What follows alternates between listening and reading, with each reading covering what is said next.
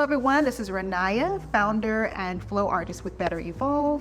And I am here with Ezra, who is one of my newest flow students, learning the fundamentals of animal flow with the intention to get into some more performative movement. But I wanted to have Ezra here to share his experience thus far, as well as how this movement practice has really contributed to his artistry. So without further ado, I'll introduce you to Mr. Ezra. I'm Ezra. I am a local creator here in the Houston area. I'm originally from Central America. I've been in the States for a very long time though, and I am one of Ro's most recent students that she has very patiently and diligently taken her time to show me the ins and outs of animal flow. We all know that being present is typically how we bring about flow. Yes. And in flow is when we discover basically our majesty, our magic, right? So I would like for you to share a little bit more about your magic, more specifically, all of the things that you do that come from you being present, and that come from you having defied expectations and going about things your own way. What did you discover about yourself? Here you go with the challenging, Yes, come on. all the challenging stuff.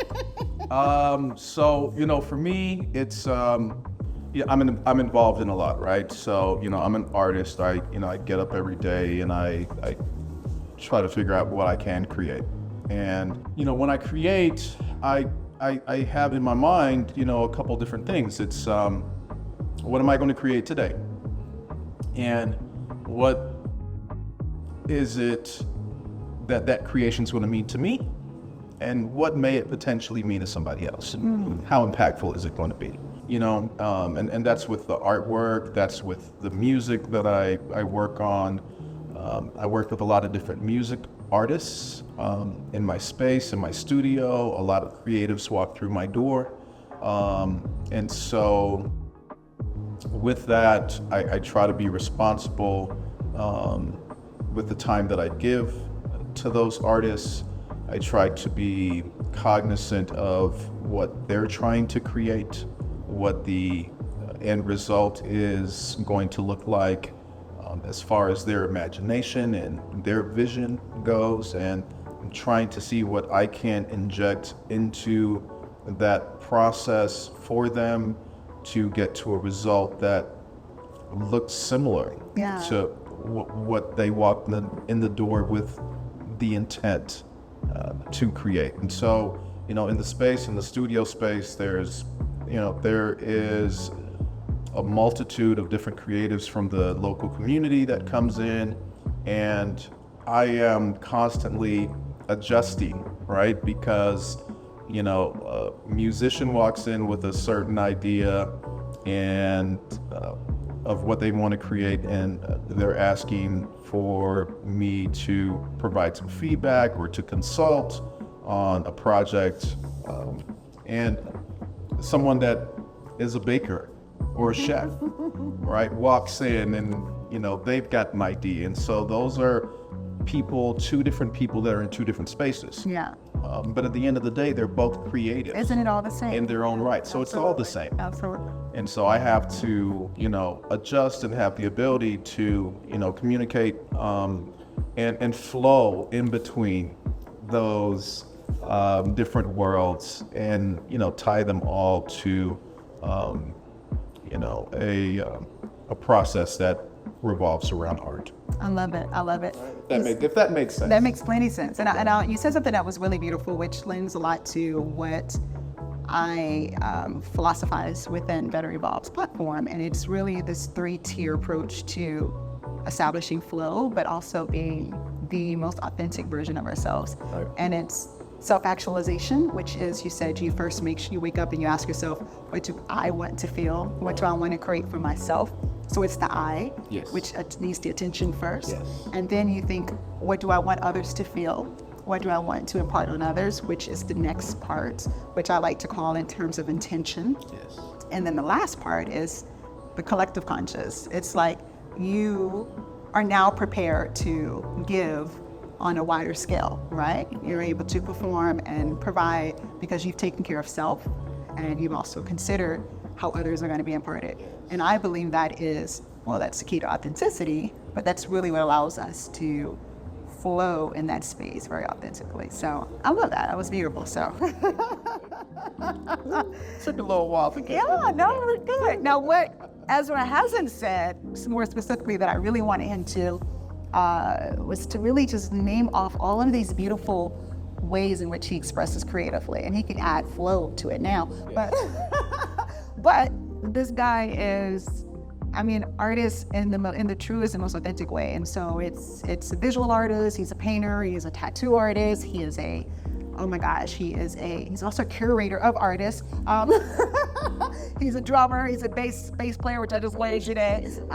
He's a rapper, he's a producer, he is a videographer, and I mean, just a plethora of things. And when I tell you, it's not just a matter of naming off things, I do this, I do that, but this is quality. This is very, the reason I'm talking to him today is because when you see the outcome of someone's artistry and what they do, and you can tell that it comes from that very innate space because of the integrity of it and because of the quality of it. So that is what I see in you and the work that you do, which is just super dope, right? So anyway, I just wanted to brag on him for a minute. I forget a lot of the things that I do, right? Yeah. I guess I don't think about them. You know, sometimes I think that we are so much in our own space that it's hard to take a look at yourself from an external perspective. Absolutely, because you do operate from there, right? And that's why I posed the question of what do you be or how do you be versus what do you do, which typically throws people off. Yes. Because if I had said, what do you do, you probably would have named everything off. But how you be, every time you're in one of those roles, that's you being, truly being. And that's why it's a more genuine question about how you show up in the world. So anyway, all right. So let me ask you, how do you define flow artistry? What does it mean to you? That's a very, very interesting question. So how I would define flow artistry and what it means to me is to be aware of yourself, to be aware of your movements, and to incorporate those two things, yourself and the movement of your body, to a result that leads to creation.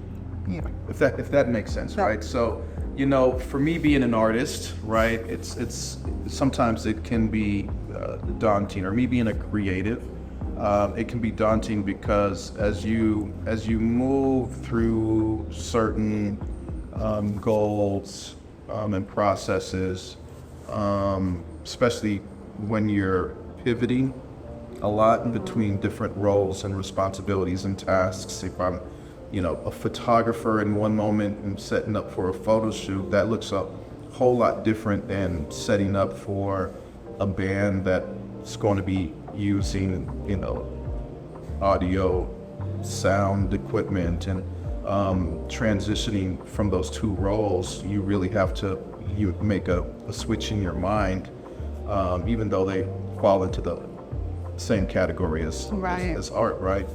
But you know what I've learned through working through Animal Flow with you, and taking a look at what the flow artistry path looks like. It's really just, for me anyway, it's a concentration of getting in touch with your inner self and really tuning out some of, or most of, if not all of, everything going on around you. yeah, right. Yeah, everything going on around you. There's a lot of noise, right? White noise, blue noise, whatever is out there. You know, there's a lot of noise that's taking place, and you know, to be able to flow, you have to avoid the obstacles and the things that impede your path. There you go. Right?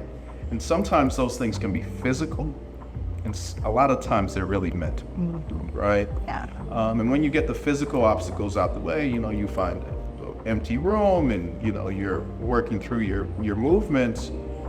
There's nothing physical that's preventing you from flowing, moving, you know, continuously, effortlessly. But your mental space, where you're at in your mind, where your thoughts may be, those things can create, roadblocks for you, right? And prevent you from flowing. So it's, as we are in these sessions, these flow sessions, they're very relatable to me in life situations. And so I've been able to take and extract that mental place that I go to in art sessions, right? Because you're really tuning out a lot of things. You're getting in touch with yourself. You're getting in touch with your inner self and channeling your internal confidence. Yeah. To say, I know I got this, right? I know how my body's supposed to move, right? Yeah. And that, kind of ties into what I do on a day-to-day basis with my clients and with my projects, with my artwork. I'm able to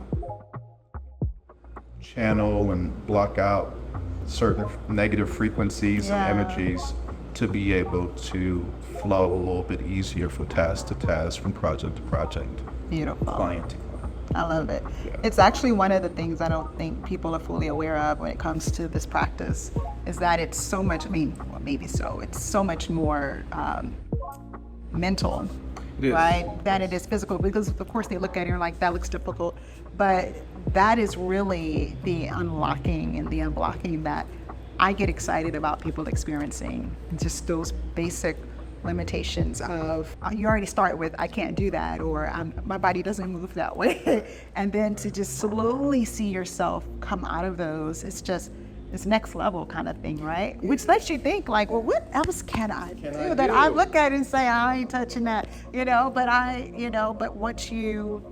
that's really what Better Evolve is about. It's about intentionally elevating. It's intentionally evolving by allowing ourselves to work outside of our limitations, and so watching you has been beautiful, because Ezra started by telling me that when he was younger, he used to watch break dancers, or any dancer for that matter, right? And he was not a dancer, and so he would instead hide behind the lens, and he would capture. I'm not gonna say hide, but that was just a little dramatic. But he would be behind the lens instead to capture it, and he was like, I couldn't do any of that stuff, and now he's breakdancing. So it's pretty good. Without the cardboard box. Yeah, he's getting it. So it's pretty exciting. No, it's really good. And you're right. For a long time, and I think for a lot of people, I was never really, I think, a dancer, felt coordinated with my body. I was always more of somebody who was on the outskirts looking in, like, oh, that's really cool. They can pop lock and they can do all these things. I don't move like that, That's next session, by the way. Pop lock. Oh, no. I'm kidding. But no, so it feels good to be able to be more in touch with my personal sense of rhythm and how my body flows. Awesome. Good. So thank you. You're welcome. Thank you. All right, so let's talk a little bit about correlation here. You're a visual artist, and amongst, all the many things you do in artistry. So how do you correlate the use of your body to tell a story and the movement with the use of a paintbrush on the canvas, right? So in terms of source, mind-body connection, any of those things, but how do you make that correlation? Interesting, all right? So for me, it's almost like reverse engineering a situation. All right. Curious. What does that mean? So for me, I guess, for the past many years, I've been in my art bag. I've been in that art space. And so painting and creating has been, whether it's tattooing or it's digital artwork, or it's, sketching with the pen and paper, or I'm using a paintbrush and I am painting one of these paintings, right? I go into a space and I tune out a lot. For me, it's like therapy. Yeah. Right? And so I've been in that realm, in that world for, years now. And so it's easy to get there. It's easy to get to a point of Zen, right? So it's like meditation. Yeah. And, you know, a truck could be driving down the street, the fire alarm sirens could be blazing, my kid could be in the back playing Fortnite, screaming at the top of his lungs because his friends aren't doing what they want to do, and I'm in a place of Zen. Yeah. What's happening around me isn't bothering me, but it's a comfortable space for me. Yeah. Right?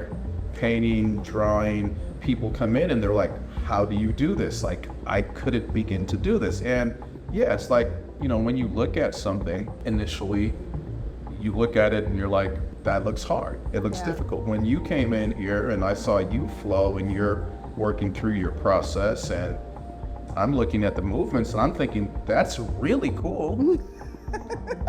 You know, if I'm gonna try That's that. not for me though. I don't know if I'm watch. Love it. It looks great. I don't know if I can move like that. Right. And so it's kind of like the same, right? It's like, you know, I think for a lot of people, to do something new seems intimidating. Yeah. And you have to be able to put yourself in a mental space to say, to overcome that intimidation, to say, I feel confident enough that I can do it. And I can not just do it, but I can excel in it. Yeah, absolutely. Right? And I think when you get there to that place, then it becomes easier, and the fear goes away. But I think initially, it's intimidating. So for me, I had to find that place of Zen. Yeah. To be able to flow. Yeah. Yeah. Which comes for me easy when I'm sitting down to paint. Right. Right? Because once again, a lot of it is mental. But for me, it was, you know, I don't know if I can, you know, make this move. I don't know if my body is going to stretch that way. Yeah. What is this new terminology? Yeah. Putting the scorpion. I don't know what it's all called, of it but, at the you same know, time. How do I get my leg to that? Look, I don't know. Why are you asking me to do that? Right. You know, so it's learning. It's really the intimidation of, you know, I've got to learn something new. And once you get past the intimidating factors of new terminology and having to move your body different ways and not just sitting in the chair banging at the keyboards, right? Yeah. I mean, getting outside of your routine, then things start to flow a whole lot easier. So for me, it's kind of like, it was a little backwards, right? I incorporated where I'm at in a normal space for me that's comfortable. Your normal flow state. And I had to take that mentality and then apply it to sitting in a flow class, and like, okay, you can do this. And then once I figured out how to learn certain moves and I started feeling comfortable, then it kind of reciprocates itself. It's circular, right? So what I do when I'm painting, I apply that to the flow, and now what I'm doing in the flow, the peace and the calm and the energy and the stamina that I've gotten out of it all. Now I'm just taking that and applying that back to my day-to-day. Yeah, beautiful. Yeah. And you know, it brings me to this point of, I mean, most people that I work with are probably not aspiring to become a professional flowist or, you know, to go on the road with it or anything like that. They might. Well, I mean, if they try.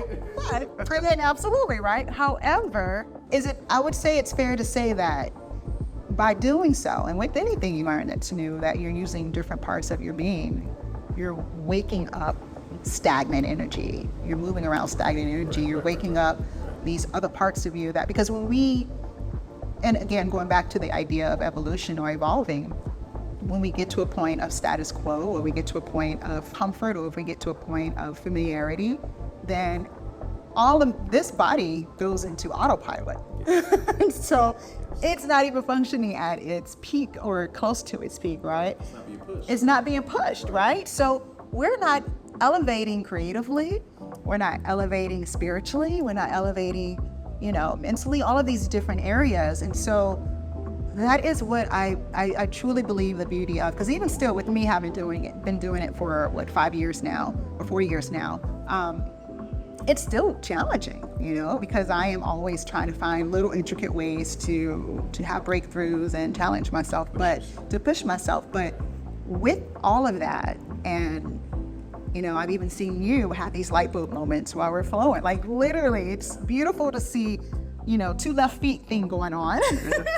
And then like just 3-4 more tries, you've got a perfect point in this, that, and the other. And it's not about that movement. It's about the process of allowing yourself to see it through, to experience that breakthrough. To not be discouraged. Right, to experience the breakthrough, to not be discouraged, right? So it's beautiful that you talked about that reverse engineering and how it applies to the other aspects of your life, because that's my hope, is that you're able to experience some elevation in other areas, especially as we progress through it. There's so much more. I mean, you have the physical, benefits, right. All these other things are just givens, but it's cool to see how else it opens up doors for you. And I think for me, that's kind of how I looked at it initially, because, I have a pretty extensive physical background. I love working out, love being in the gym, love lifting weights, love pushing my body to its limits.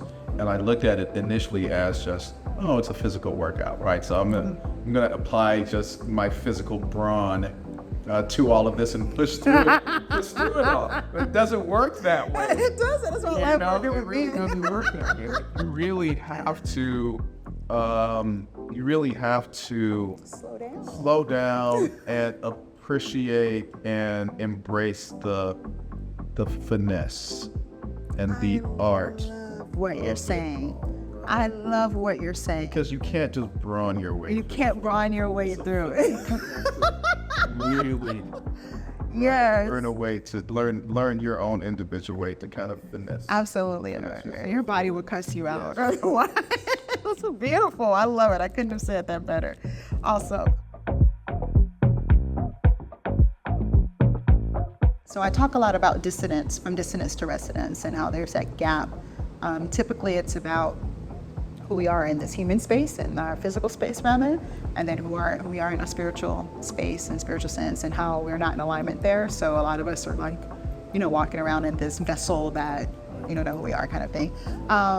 And so the objective is to do as much as we can mentally, physically, spiritually to create that alignment. What does it mean to you as an artist, and how does it impact movement? For a lot of people, I think that they feel like their spirit is inside of their body.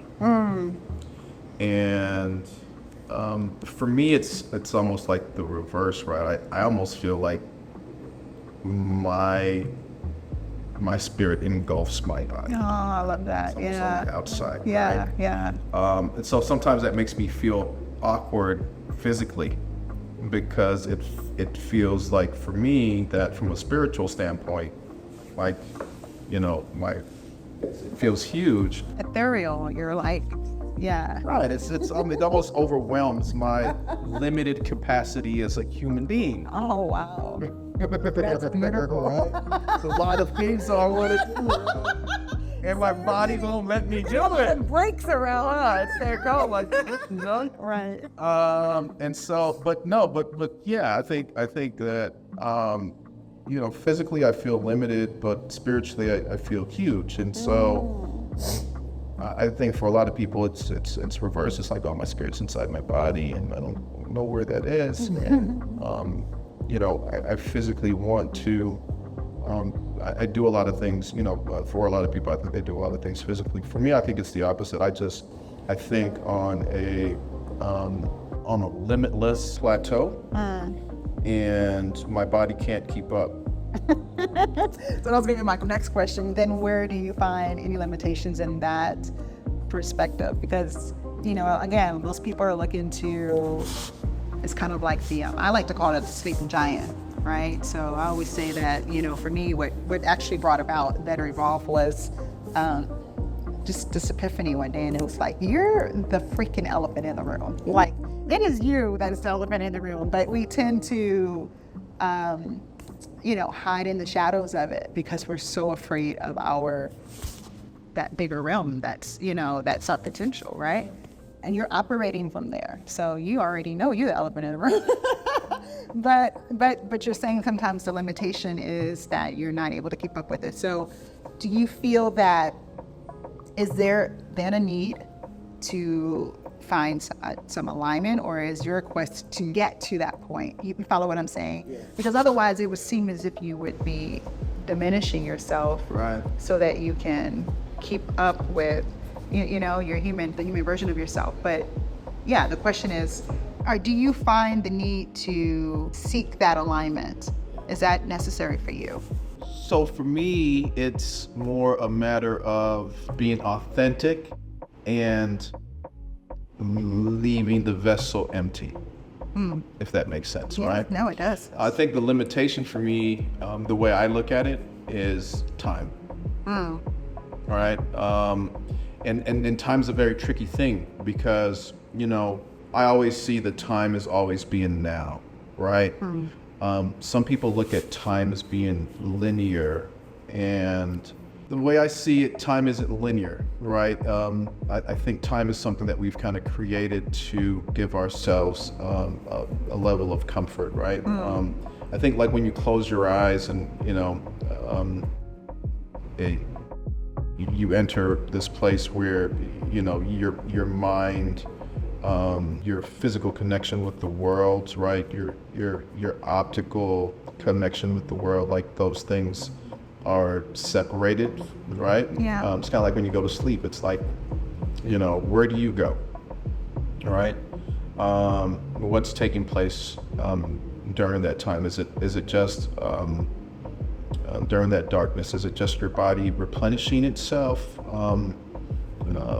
building back up its energy, so that it can continue going down a path? And what is the path that you're going down? So for me, I've kind of gotten to a place where I'm not afraid of exploration, and I am pretty stubborn about being pigeonholed into limitations based off of social norms, or exterior expectations of who I should or shouldn't be. And my goal, I think at this stage of my life, is to more or less leave the vessel empty. I like and that's just it's kind of like where I'm at, right? So, you know, and I want to do that responsibly, right? What do you mean by responsibly? I think that it's easy to get to a point where you just want to be yourself, but yourself may not project a healthy light, if that makes sense, right? You know, I have kids, right? And I want to do what I want to do, but I've got to make sure that things that I respect and the people that I want to respect me, that I am projecting something worthy of that respect. Love it. Right? Yeah, love it. And so, you know, I try to find myself at peace within myself, and I try to engage myself with things that bring peace to my life and push my limits and keep me energized and keep me feeling like I am contributing to the space that my body is occupying, that the aura and the light around me is positive, and that I am utilizing as much of the 24 hours a day that I have to expel, right? Yeah, you. Myself, right? That energy. Use it. You know, my goal is to use it all up, and to create and to be a blessing to the people around me, and to be fluid in my movement, right? Yeah. I think we're all in a space where things around us can be challenging, and it's easy to be reactive. It's easy to get to a point of frustration. It's easy to get to an aggressive nature. And I think that for me, I want to do the opposite. Yeah, I love it. It's a lot of intention. A lot of intention. Yeah, love it. A lot of thoughtful movement. Yeah. Versus just movement in general. Just to be moving. It's beautiful. All right, so we're going to wrap it up. I am going to have to do a couple things. The first is just going to ask you if you can share any benefits that you've had from your sessions in Flow and what you get most excited about as it relates to those sessions or that practice. And yeah, those basically two questions there. So benefits that you may be experiencing and what excites you the most about having made the progress you have over the 4 weeks. So for me, benefits, I'm very physical and I'm a little bit older than I used to be. So, I'm at a place where, we're coming out of, we're in a post-COVID world where a lot of us were isolated. I put on a lot of weight during the time period that we were isolated. And, so for me, the movement, the activity has gotten my body moving. I think I've lost some weight in the process. I don't really get on the scale, but physically, I think I feel lighter. I think, when I look at myself in the mirror, I think I've shed some pounds.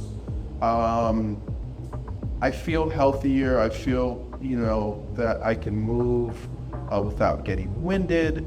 My body responds on command a little bit better.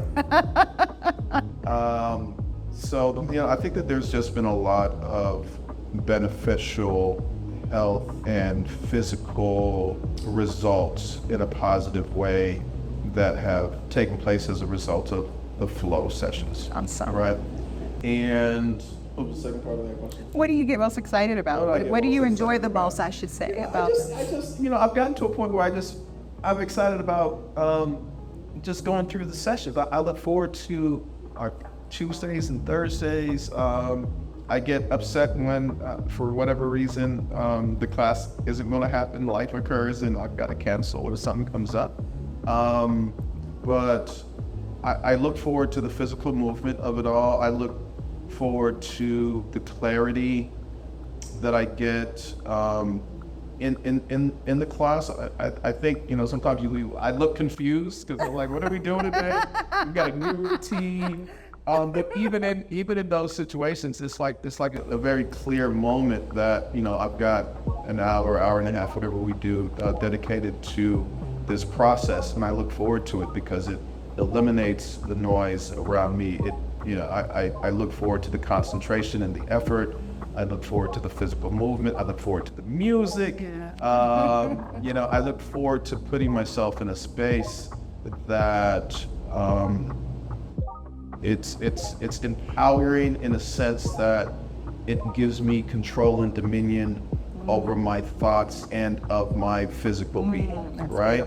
Yes. And I think a lot of times during the course of our days, we lose that. We go to work, you don't feel like we have control of ourselves, we're not moving, our mind isn't clear because we've got all of these other things going on. And in flow, those things don't happen.